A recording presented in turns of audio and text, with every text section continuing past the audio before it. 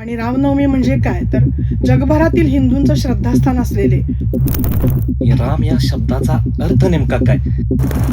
संस्कृत रम या धातूपासून राम हा शब्द तयार झालेला आहे. वानरसेनेला घेऊनच त्यांनी लंकेवर विजय प्राप्त केलेला आहे. नक्कीच. 14 वर्ष ते केवळ रामांची वाट बघत थांबले. नमस्कार मित्रांनो, तुम्ही ऐकताय मनापासून मनाला जोडणारं आपलं सगळ्यांचं आवडतं रेडिओ स्टेशन रेडिओ मनतरंग. आणि मी आहे तुमचा मित्र आरजे रोहन. आज आहे रामनवमी आणि रामनवमीबद्दल अधिक माहिती सांगण्यासाठी आपल्या स्टुडिओमध्ये उपलब्ध आहेत रेणू सातोस्कर मॅडम. मॅडम, सर्वप्रथम मी तुमचं रेडिओ मनतरंग सर्व टीमकडून तुमचं मनापासून स्वागत आणि आमच्या श्रोत्यांना एक तुमची छोटीशी ओळख करून द्यावी ही नम्र विनंती. नमस्कार, मी सौ रेणू सातोस्कर, गारगोटीला वास्तव्य असतं. राष्ट्रीय सेवा भारती या सेवाभावी संस्थेची मी दक्षिण कोल्हापूर जिल्ह्याची उपाध्यक्षा म्हणून काम बघते.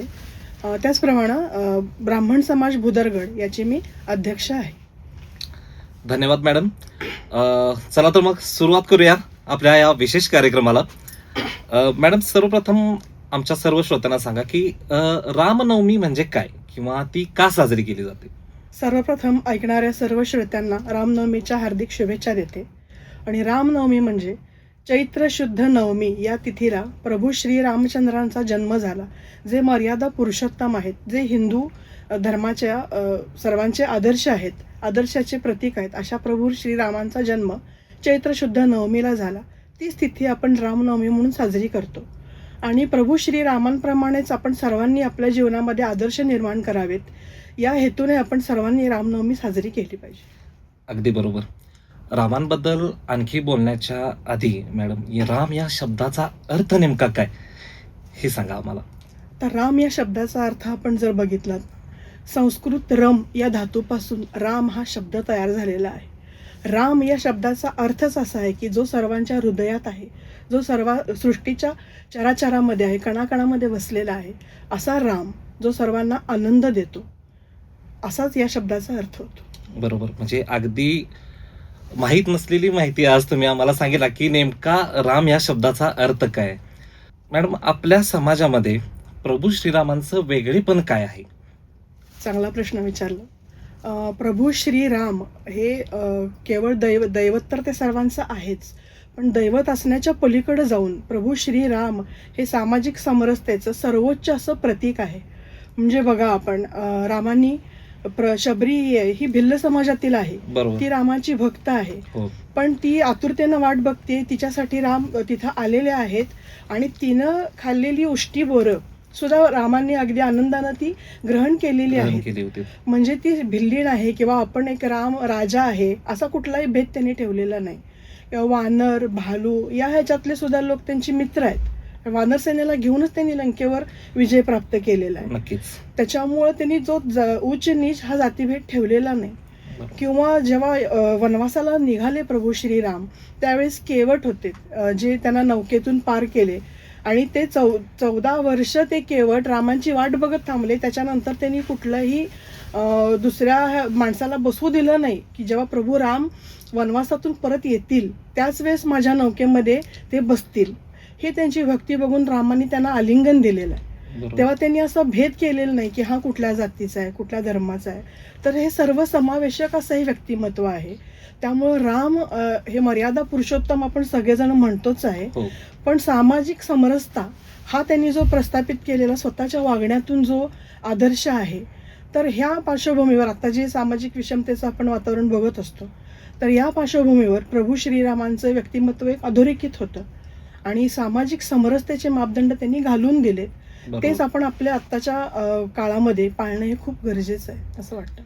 अगदी छान मॅडम. म्हणजे तुम्ही अगदी सोप्या आणि सरळ भाषेमध्ये प्रभू श्रीरामांचं वेगळेपण आम्हाला आज दाखवून दिलं. आणि जसं तुम्ही मला म्हटलात की प्रभू श्रीरामांना मर्यादा पुरुषोत्तम असं देखील म्हटलं जायचं, तर मर्यादा पुरुषोत्तम असं का म्हटलं जायचं प्रभू श्रीरामांना? मर्यादा पुरुषोत्तम या शब्दाचा अर्थच आपण जर बघितला तर मर्यादेत राहणं आणि त्या मर्यादा त्याच्यावर पूर्णपणे आपल्या आयुष्यभर पालन करणं त्या मर्यादांचं. मग ते नीती बाबत असू देत किंवा कौटुंबिक बाबत असू देत, सामाजिक असू देत, प्रभू श्रीरामांनी आपल्या संपूर्ण जीवनामध्ये जे आपलं वैयक्तिक स्वार्थ आहे किंवा वैयक्तिक सुखाच्या गोष्टी आहेत, याचा त्याग करून त्या समाजासाठी काय हिताचं आहे किंवा माझ्या देशबांधवांसाठी काय हिताचं आहे अशा वेळेला काही कठोर निर्णय सुद्धा त्यांनी घेतलेले आहेत. त्यामुळे त्यांना आपण ते मर्यादा पुरुषोत्तम असं म्हणतो. त्यांच्या वागण्या बोलण्यातून आपण त्यांना एक पत्नी व्रत म्हणतो, एक पत्नी एक वचनी असा जो आदर्श राजा होता, त्यांनी आपल्या संपूर्ण जीवनामध्ये आदर्श प्रस्थापित केला, एक मर्यादेत राहून. म्हणजे नंतर बघा आपल्या त्यांनी रावणाचा वध केला, हो पण रावणाचे बंधू बिभीषण आहेत. बरोबर. लंकेचं राज्य पाहिजे असतं तर प्रभू रामांनी घेतलं असतं, पण नक्कीच. ते बिभीषणांना सुपूर्त करून त्याची व्यवस्थित व्यवस्था लावून ते आपल्या अयोध्येला आले. हाच त्यांच्या एका स्वभावाचं वैशिष्ट्य असं आहे की त्याला आपण मर्यादा पुरुषोत्तम पुरुषोत्तम असं म्हणतो. शत्रूचं जिंकलेलं राज्य हे त्या राजाचं असतं, पण बरोबर. ते त्यांनी तसं केलं नाही. ते विभीषणांच्या स्वाधीन केलं आणि कुठलाही तिथं मोह न ठेवता निस्पृह भावनेनं ते परत आले. फक्त सीतेला घेतलं आणि परत आले. अगदीच. म्हणजे मर्यादा पुरुषोत्तमचा खरा अर्थ आज तुमच्यामुळे आम्हाला समजला. अयोध्येमध्ये रामराज्य असताना संपूर्ण जनता सुखी होती, म्हणजे कुणाला कशाची कमी नव्हती. तर रामराज्य ही संकल्पना नेमकी काय होती याबद्दल तुम्ही काय सांगू शकता का आम्हाला? नक्कीच. रामराज्य म्हणजे काय? जिथं कोणीही भुकेलेला नाही, जिथं कोणी याचक नाही, जिथं सर्वांना मागितल्याबरोबर न्याय मिळालाय, सर्व प्रजा सुखी आणि समाधानी आहे. आणि रामराज्याच्या संकल्पनेमध्ये असं होतं की लोक कर रूपानं धान्य किंवा वस्तू जे काही देतात ते देण्यासाठी लोक तत्पर असायचे. बरोबर. आता आपण बघतो नोटीस येते आणि काय येते, मागणी केली जाते.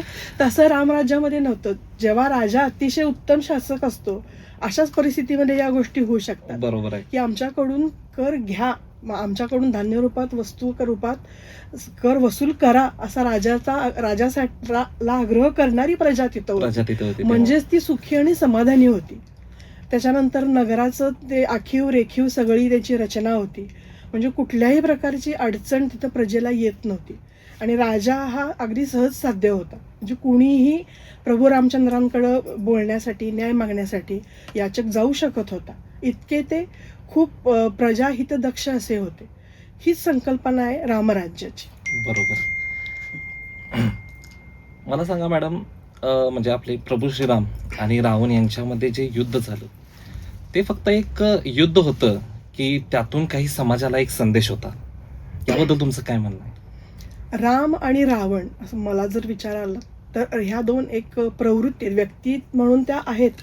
युद्ध झालं हा कथेचा भाग झाला, पण राम आणि रावण ह्या दोन प्रवृत्ती आहेत ज्या प्रत्येक व्यक्तीमध्ये कमी अधिक फरकानं त्या अंतर्भूत आहेत. राम म्हणजे सद्प्रवृत्ती आहे आणि रावण ही दुष्प्रवृत्ती आहे.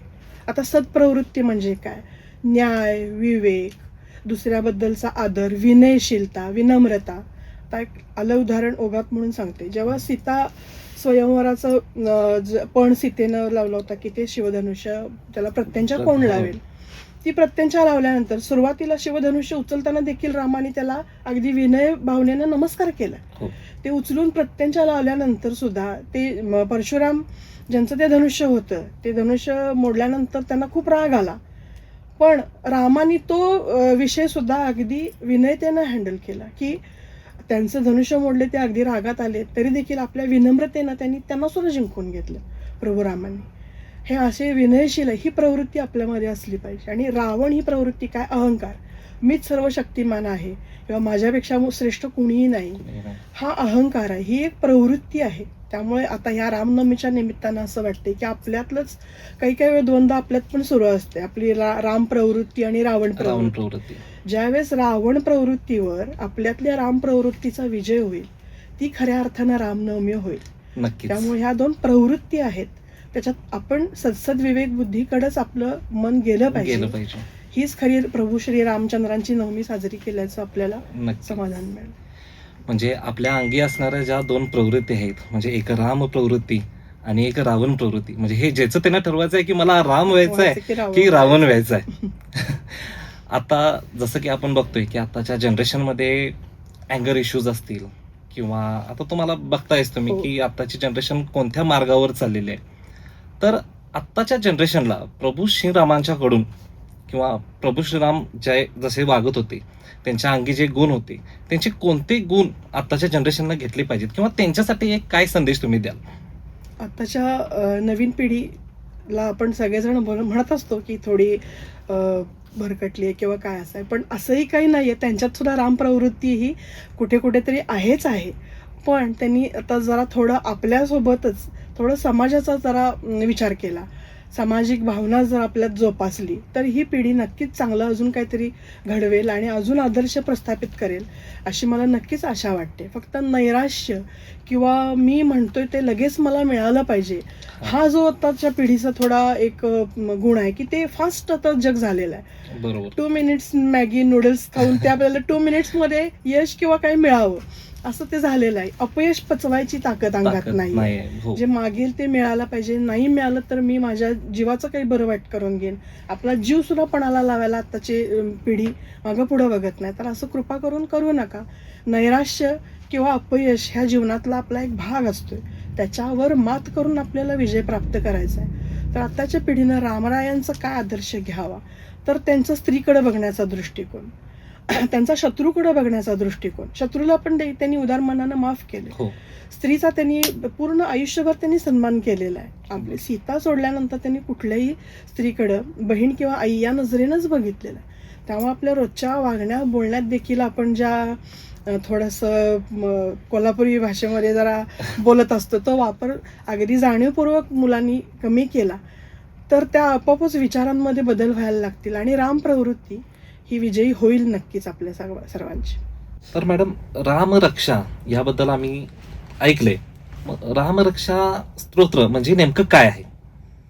रामरक्षा स्तोत्र कवच हे एक रामाची स्तुती करून प्रभू श्रीरामचंद्रांना रोग, भीती आणि संकट यापासून तुम्ही आमचं रक्षण करा अशा पद्धतीचं ते रामाना आवाहन केलेलं आहे. आणि दररोज जर रामरक्षा आपण पठण केली तर आपल्यातली नकारात्मकता दूर होऊन आपल्याला मानसिक बळ हे प्राप्त होत असते असा अनुभव आहे. रामरक्षा ही बुध कौशिक नावाच्या ऋषींनी रचलेलं स्तोत्र आहे आणि त्याच्यामध्ये रचा अनुप्रास खूप आहे.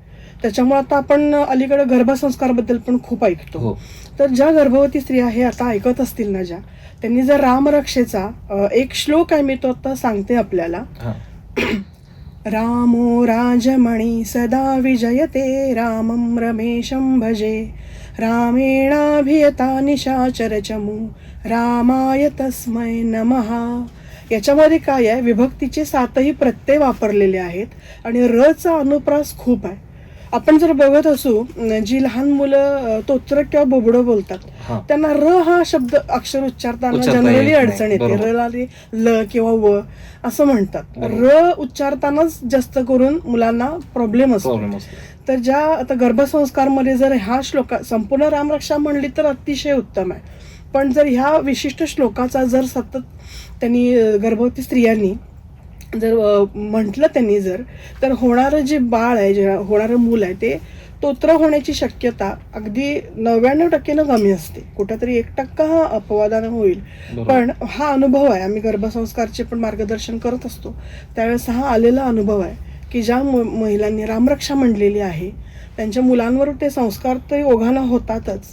पण विशेषतः त्यांची भाषा ही वाणी म्हणतो आपण जी, ती उच्चार शुद्ध स्पष्ट त्या मुलांचे आहेत. तर सर्वांना या निमित्तानं मी असं आवाहन करीन की सर्वांनी रामरक्षा थोडं म्हणायला जर अवघड होत असेल तर यूट्यूबला आहे रामरक्षा स्तोत्र म्हटलं तर ते तुम्ही ऐकू शकता. ते आधी ऐका. संध्याकाळच्या वेळेला देवापुढे दिवा आपण लावतो त्यावेळेस रामरक्षा स्तोत्र हे सर्वांनी अवश्य आवर्जून ऐकावं आणि त्याचा वापर करावा. घरामधली सगळी निगेटिव्हिटी आहे ती दूर होण्याला या रामरक्षा स्तोत्राचा नक्की उपयोग होईल. नक्की. आपलं हे रेडिओ मनतरंग आहे, हे ग्रामीण भागातील पहिलं रेडिओ स्टेशन आहे. तर तुम्हाला आज इथे येऊन कसं वाटलं आणि आमचं रेडिओ मनतरंग तुम्हाला कसं वाटलं हे नक्की सांगा आम्हाला. खूपच छान वाटलं हे इथलं वातावरण बघितल्यानंतर. आणि ग्रामीण भागामध्ये अशा काही गोष्टी आहेत ज्या एक सोपं सहज साध्य हे माध्यम आहे. प्रत्येकाच्या मनापर्यंत नावच आपलं मनतरंग आहे. तर ते इतकं छान नाव आहे, अगदी सूचक नाव आहे. मनामध्ये उठलेले तरंग हे सगळ्या समाजापर्यंत पोचवायचं काम आहे आणि त्याच्यातून एक पॉझिटिव्हिटी जे डेव्हलप करायचं आपल्या ह्या चॅनलनं एक पुढाकार घेतलेला आहे तो अतिशय कौतुकास्पद आहे. आणि आपल्या भागातलं हे आपलं चॅनल आहे ह्याचा आम्हाला देखील खूप अभिमान आहे. Thank you so much madam. आणि आज तुम्ही तुमच्या वेळात वेळ काढून आमच्या रेडिओ मनतरंगवरती भेट देऊन खूप छान माहिती दिली म्हणजे अगदी अशी माहिती जी यापूर्वी आम्ही कधीही ऐकली नव्हती, अशी माहिती तुम्ही दिलात. त्याबद्दल आमच्या सर्व रेडिओ मनोतरणकडून तुमचं मनापासून स्वागत आणि आभार. खूप खूप धन्यवाद. मला ही संधी दिल्याबद्दल आपले सर्व टीमचे सर्व आभार मानते. तर मित्रांनो, आजचा हा रामनवमी बद्दल तुम्ही जी सर्व माहिती ऐकला ती तुम्हाला कशी वाटली, किंवा तुम्ही या रामनवमी बद्दल तुम्हाला देखील काही सांगायचं असेल तर आमच्या दिलेल्या नंबरवरती तुम्ही व्हॉट्सअप करा, किंवा आमच्या रेडिओ मनतरंगवरती इंस्टाग्रामवरती रेडिओ मनतरंग या पेजला फॉलो करून तिथे देखील तुम्ही तुमचे मेसेजेस आम्हाला पाठवू शकता. आम्ही तुमचे मेसेजेस नक्की वाचू आणि आमच्या कार्यक्रमात देखील सांगू. तर मित्रांनो, मी RJ रोहन आणि तुम्ही ऐकत होतात रेडिओ मनतरंग, आजचा रामनवमीचा विशेष भाग. उद्या पुन्हा भेटू अशाच नवीन कार्यक्रमामध्ये. तोपर्यंत ऐकत राहा, जोडत राहा आणि रामांचं आचरण करत राहा. थँक्यू, धन्यवाद.